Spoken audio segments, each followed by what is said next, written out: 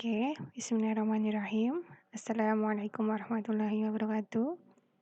Alhamdulillahirrahmanirrahim. Kita dapat berjumpa kembali pada siang hari ini. Nah, di pertemuan sebelumnya, kalian telah mengerjakan latihan terkait evaluasi daripada ketidaksamaan nilai mutlak, kemudian sistem koordinat.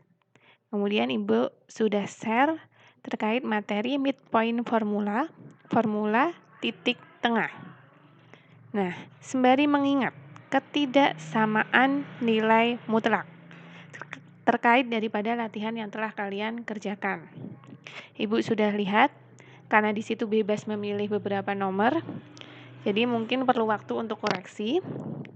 Namun, secara garis besar, Ibu rasa kalian sudah memahami ya, ketika kita punya ketidaksamaan yang melibatkan nilai mutlak. Jika sebelumnya adalah ketidaksamaan di mana dia bukan nilai mutlak, persamaan biasa. Nah, untuk ketidaksamaan nilai mutlak, di sini cukup kalian gunakan persamaan yang tersedia. Ketika kita punya nilai mutlak X kurang dari A, implikasi yang mungkin adalah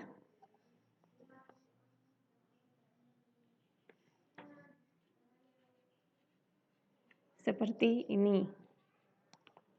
X lebih besar dari negatif A, kurang dari A. Ini implikasi yang muncul ketika kita menggunakan harga mutlak. Berbeda ketika di sini mutlaknya Ibu hilangkan, cukup X kurang dari A. Maka di sini tidak akan muncul negatif A, ya kan?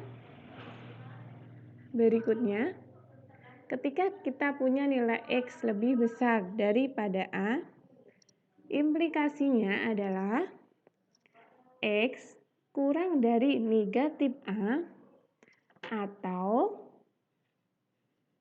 X lebih besar dari A. Nah, itu yang perlu kalian ingat ketika menjumpai ketidaksamaan daripada harga mutlak. Jadi semisal ada soal ketika X min 4, di sini harga mutlak kurang dari 2. Ini contoh ya. Maka implikasi di sini bisa kita tuliskan, ini kan identik dengan poin A, ya kan? X min 4 kurang dari A. Maka solusinya nanti kita bisa tuliskan X min 4 di sini kurang dari negatif 2. X min 4, Ibu ulangi, lebih dari negatif 2 dan kurang dari 2. Oke, jika seperti ini, kalian bisa menyelesaikannya secara operasi ketidaksamaan biasa. Karena yang diminta di sini X, maka kalian di sini tambahkan dengan angka 4, ya kan? Semua ruas ditambah dengan angka 4. Negatif 2 tambah 4 adalah 2. Ya kan?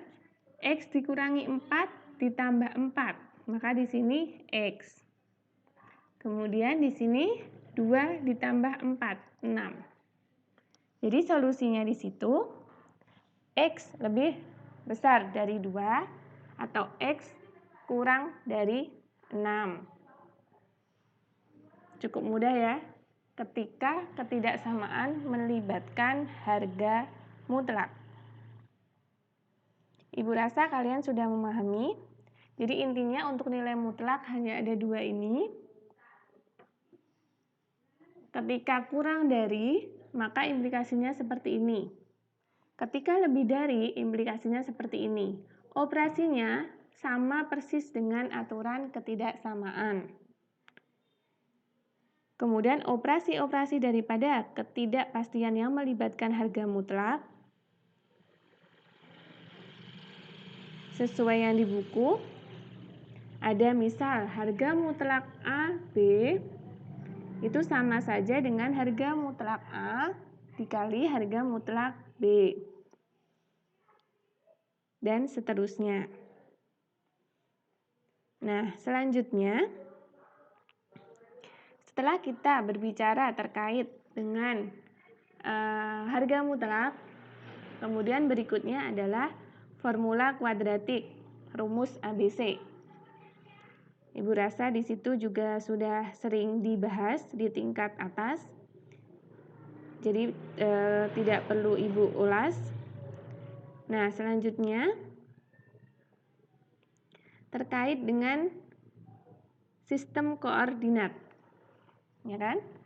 Koordinat yang kita telah pelajari, koordinat Kartesian. Ada dua sumbu X dan Y, ya kan? Kemudian di sini biasanya titiknya ini adalah titik origin, dilabeli dengan 0 atau O, kemudian arah ke kanan mendatar, di sini adalah positif, biasanya 1, 2, 3, dan seterusnya. Kemudian arah Y dari posisi 0 ke atas, di sini juga positif. Selanjutnya, 0 ke bawah, dia negatif, negatifnya Y, itu ya. 0 ke kiri, dia negatif, negatifnya X. Nah, kita mengenal yang disebut dengan kuadran 1. Kuadran 1 di sini, kuadran 2 di sini, kuadran 3 di sini, kuadran 4 di sini. Ya kan? Nah, cukup mudah. Ketika kita menentukan, katakanlah titik P, dia berada di koordinat 2,3. Biasanya penulisannya seperti ini. Nah, 2 di sini ini menyatakan sumbu X. 3 di sini menyatakan sumbu Y. Jadi cukup, misal Ibu mau menggambar titik P. Artinya terlihat di situ X-nya di titik 2, di sini ya. Kemudian Y-nya 3, di sini. Kalau kita tarik pasangan koordinat X-nya 2, Y-nya 3, maka titik P berada di sini. Oke, simpel itu ya untuk sistem koordinat. Nah, selanjutnya ada yang disebut dengan distance formula atau rumusan jarak. Di sini konsepnya menggunakan Pythagoras, ya kan? Kalau kita ingin mengetahui jarak titik P ditinjau daripada titik origin di sini, maka harusnya kita tarik garis sejauh ini, ya kan? Nah, di sini ini adalah sebagai X, ya kan? Ini sebagai Y. Ini X, ini Y. Titik P tadi adalah X, Y. Maka berdasarkan segitiga Pythagoras, panjang daripada OP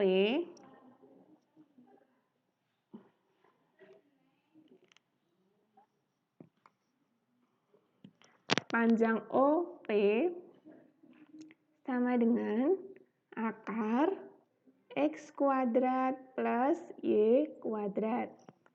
Ya kan?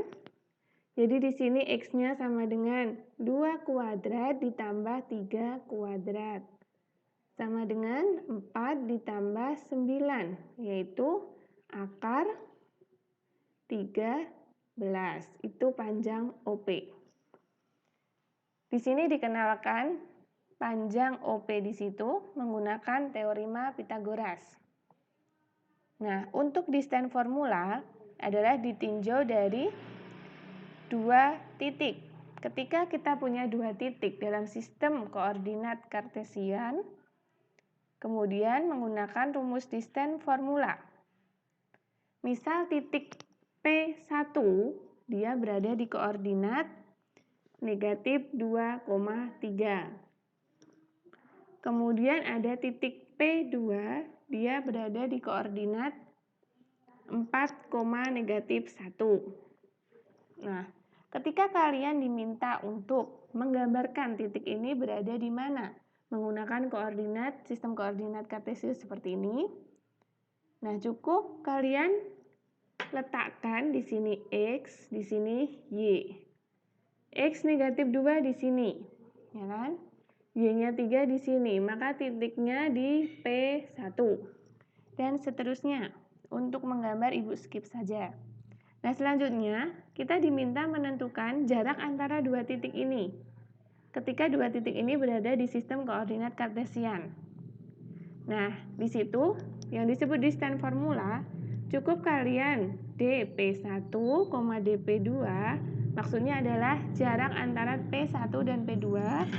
Kalian cukup gunakan rumusan X2 min X1 dikuadratkan plus Y2 min Y1 dikuadratkan, ya kan?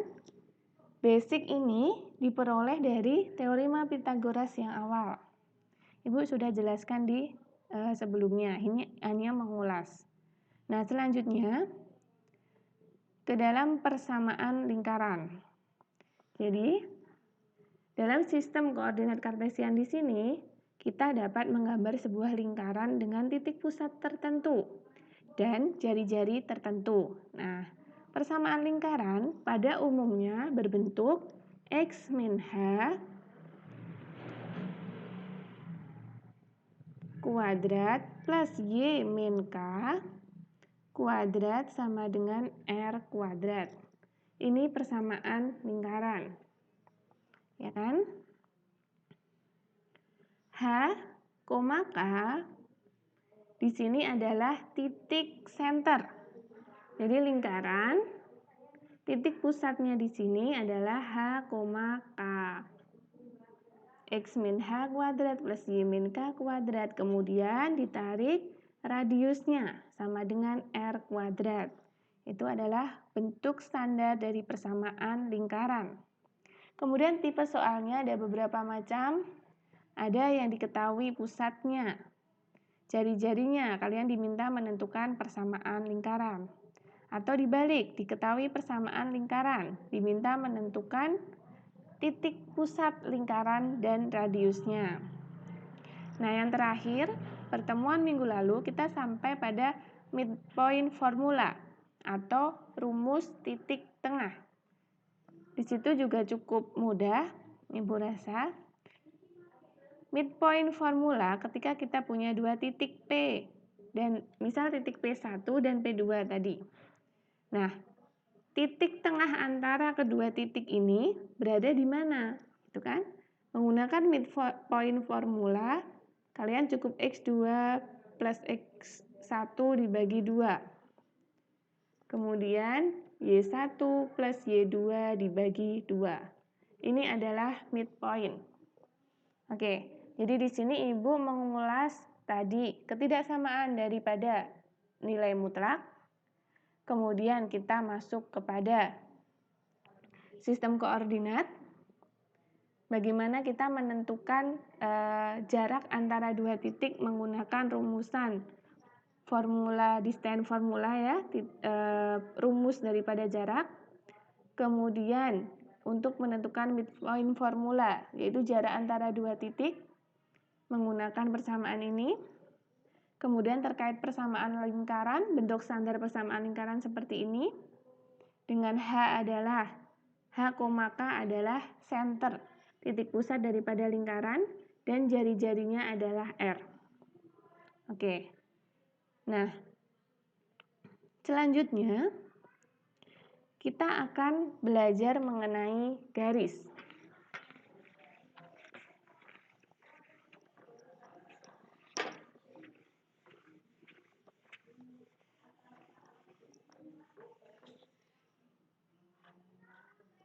Kita masuk ke persamaan garis. Oke.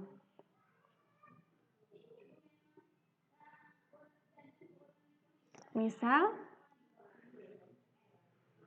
di koordinat kartesian, di sini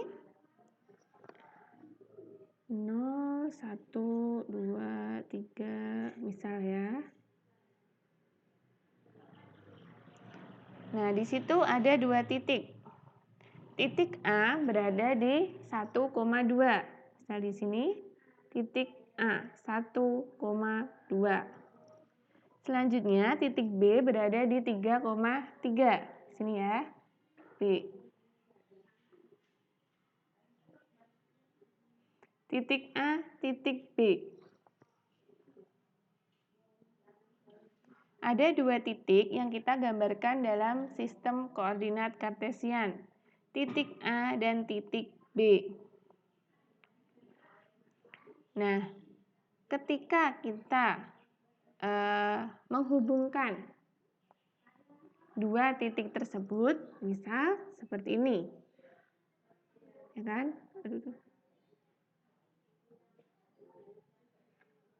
Kita hubungkan titik seperti ini. Ketika kita punya 2 titik, kemudian kita hubungkan 2 titik itu, maka akan tercipta atau terbentuk sebuah garis. Ya kan? Di situ terlihat ada garis. Nah, garis ini terbentuk karena kita menggabungkan atau menghubungkan antara 2 titik. Nah, jika kalian amati, di sini titik A berada di 1,2. Titik B berada di 3,3. Nah, kalian tinjau dari titik A ke titik B, itu terjadi kenaikan secara vertikal. Semula, vertikal dia berada di 2. Kemudian di B, 3. Dia terjadi kenaikan vertikal sebanyak 1 satuan, ya kan? 3 ke 2. Selanjutnya, perubahan secara horizontal. Di sini kita amati, semula A berada di X sama dengan 1. Nah, titik B di X sama dengan 3. Maka perubahan secara horizontal adalah 3 kurangi 1. 2, ya kan? Nah, angka-angka ini kaitannya nanti kita ingin mencari kemiringan daripada garis. Kemiringan ini biasa disebut dengan gradien atau juga slope. Rumusnya atau simbolnya biasanya M kecil. Nah, kalau di buku kalian, M kecil itu sama dengan rise per run. Nah, ini maksudnya apa? Rise di sini adalah perubahan daripada Y2 min Y1. Jadi tinjauan secara vertikal untuk rise. Kemudian run di situ adalah perubahan dalam arah horizontal, X2 min X1. X2 min X1. Nah, M di sini adalah kemiringan daripada garis. Garis yang terbentuk dari titik A ke titik B. Jadi ini kita kenal konsep slope atau kemiringan atau gradien daripada garis. Perubahan dari Y2 kurangi Y1 dibagi dengan X2 dikurangi X1. Maka di sini kemiringan dari garis itu berapa? M, gitu ya. Kemudian, pertanyaan berikutnya ya, apakah kemiringan ini hanya bisa diperoleh dengan Y2 min Y1 dibagi X2 min X1? Bagaimana ketika saya mencoba M di sini Y1 min Y2 dibagi X1 min X2. Tetap di sini adalah Y, di sini X. Namun saya balik. Y1 min Y2 dibagi X1 min X2. Coba kita gunakan titik ini. Untuk ini, ya kan, Y2 kita anggap sebagai yang B. Maka 3 dikurangi 2. X-nya adalah 3 dikurangi 1. Maka di sini ketemu M sama dengan setengah. Ya kan? Nah, bagaimana dengan ini? Kita coba. Y1 adalah milik A. Maka di situ 2 dikurangi 3 dibagi dengan 1 dikurangi 3. 2 dikurangi 3, negatif 1. 1 dikurangi 2, negatif 2. Hasil akhirnya tetap sama setengah, ya kan? Nah, ini maksudnya ingin menginformasikan bahwa pada dasarnya kemiringan ini tidak tergantung daripada urutan ya, daripada urutan si titik. Kita tinjau misalnya ada 2 titik, entah ini dari titik A, B, atau kita lihatnya dari B, A, yang namanya kemiringan atau slope adalah perubahan daripada vertikal, ya kan, dibagi dengan perubahan secara horizontal. Boleh kalian balik, mau ke B dianggap Y2 monggo, mau ini dianggap sebagai titik kedua atau ke satu monggo, yang penting posisinya seperti ini. Dimulainya sama. Jadi ini Y1 min Y2, kalau ini dibagi dengan X1 min X2. Jadi setara. 1, 1, 2, 2. Dan seterusnya.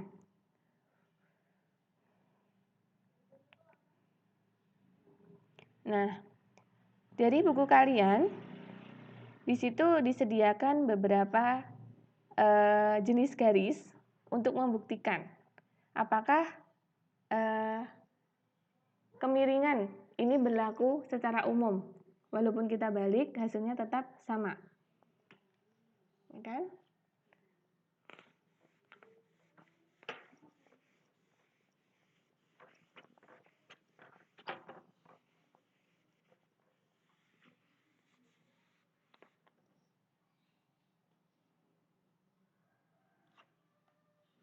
Jadi jika di buku kalian ada beberapa titik, yang titik Ibu gambarkan beberapa saja ya. Ada di situ 0,7. Oke, ini 1. Kita buat dulu 3, 4, 5, 6, 7. Itu 2.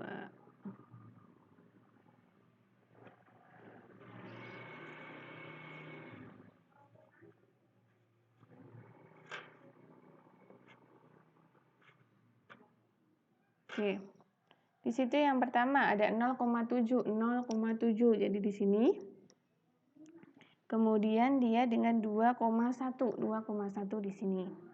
Oke, kita tarik dulu misal seperti ini. Nah, berikutnya ada 4,7, 4,7 di sini. Dan 2,1. Oke, set.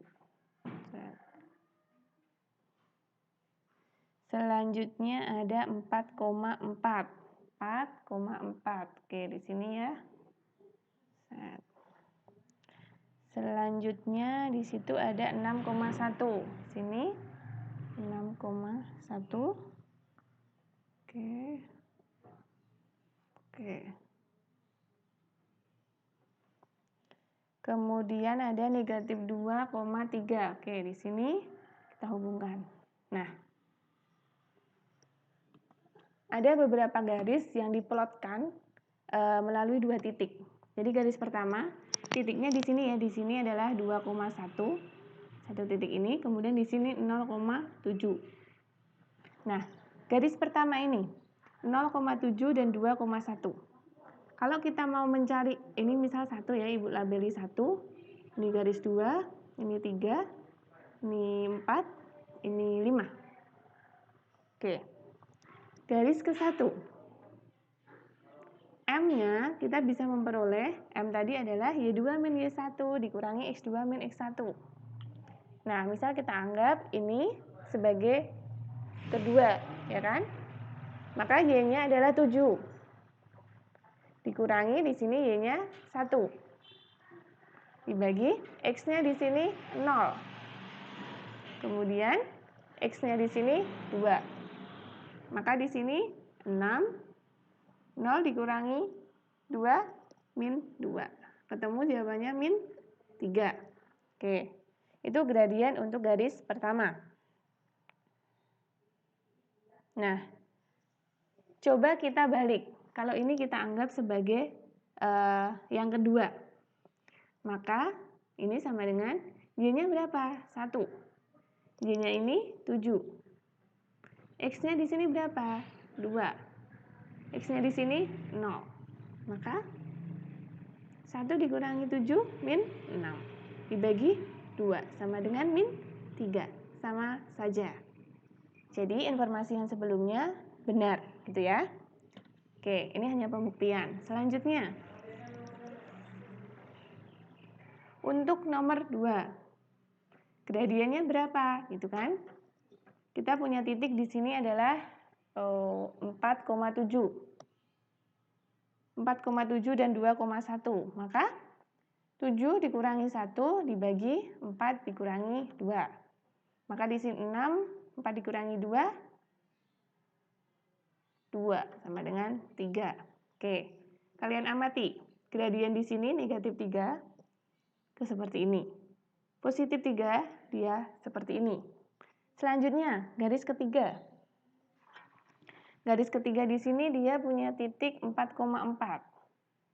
Oke, 4,4. Maka gradien garis ketiga 4, ya kan? Dikurangi 1 dibagi 4 dikurangi 2. 4 dikurangi 1, oke, 4 dikurangi 2. 4 dikurangi 1, negatif 3. 4 dikurangi 2, 2. Jadi di sini adalah negatif 1,5. Oke, kita punya gradien negatif kembali. Selanjutnya, gradien garis kelima. Di sini titiknya adalah negatif 2,3. Maka M-nya adalah Y-nya. 3 dikurangi 1, 2. X-nya negatif 2 dikurangi 2. Negatif 2 dikurangi 2. Negatif 4. Maka di sini kita punya negatif setengah. Oke.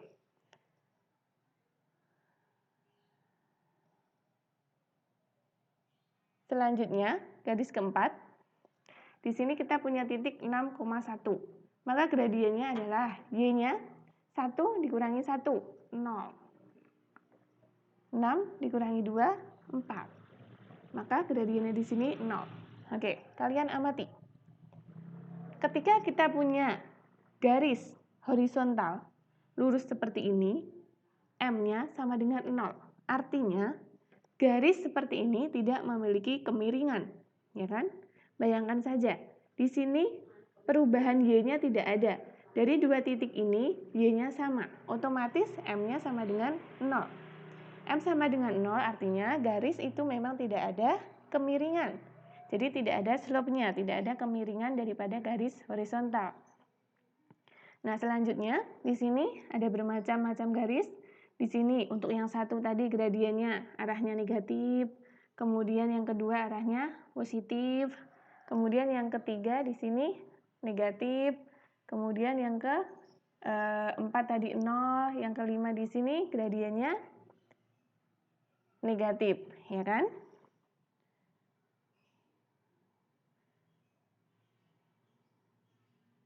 Nah, di situ dapat disimpulkan bahwa sebuah garis yang dia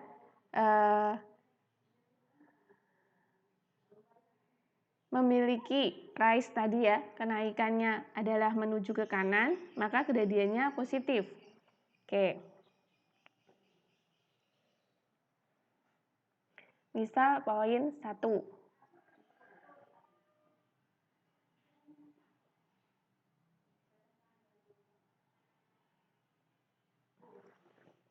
Mohon maaf, Ibu ulangi. Jadi macam-macam gradien di sini ada yang negatif, ada yang positif, dan sebagainya. Yaitu untuk mengukur daripada kecuraman atau kemiringan daripada garis. Ada yang negatif, ada yang positif, dan sebagainya. Itu adalah persamaan garis.